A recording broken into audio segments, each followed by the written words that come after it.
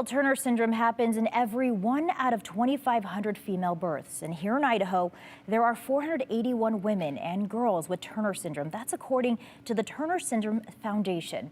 The condition is a genetic disorder, and for those women and families and girls, there haven't been many resources for them to turn to here in the Gem State until now. I caught up with the people behind the Idaho Turner Syndrome Foundation, which just started this summer. Alyssa Sprudy had never heard of Turner syndrome until her daughter was diagnosed with the condition in January of this year. I was on Google trying to figure out, what is this? And, it was felt very defeated. Turner syndrome is a condition that affects only females. It happens when one of the X chromosomes is missing or partially missing. And that can cause a variety of problems, both medical and developmental, and can lead to a lack of growth, heart defects, and issues with fertility. As a mom, to find out that, your daughter was diagnosed with Turner syndrome, what was that like? It was a very isolating feeling. I didn't know what the next steps were, what things were going to look like for her.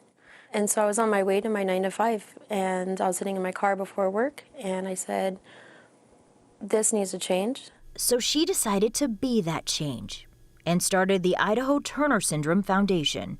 It was a journey that put her in touch with Jacqueline Wooldridge. There are many women and girls who feel that they are the only ones.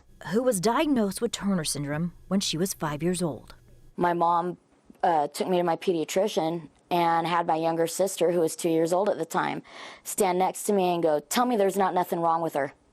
I was 5 years old and the size of a 2-year-old. I first introduced you to Jacqueline in February of last year when she got Governor Brad Little to proclaim the month of February as Turner Syndrome Awareness Month.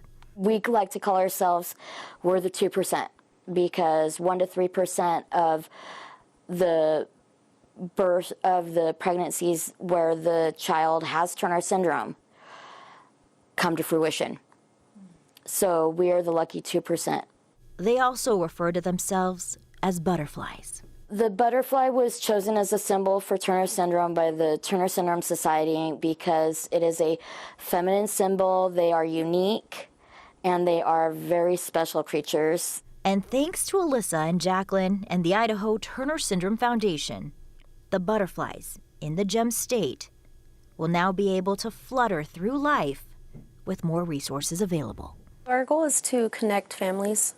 We also want to be able to provide help financially for out-of-state medical, since there are no specialists in Idaho.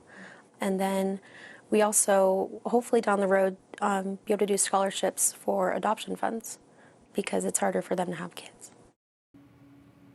And you heard Alyssa mention that there wasn't a specialist here in Idaho. They tell me the closest clinic that specializes in Turner syndrome and other growth disorders is actually in Seattle or Colorado or even Las Vegas.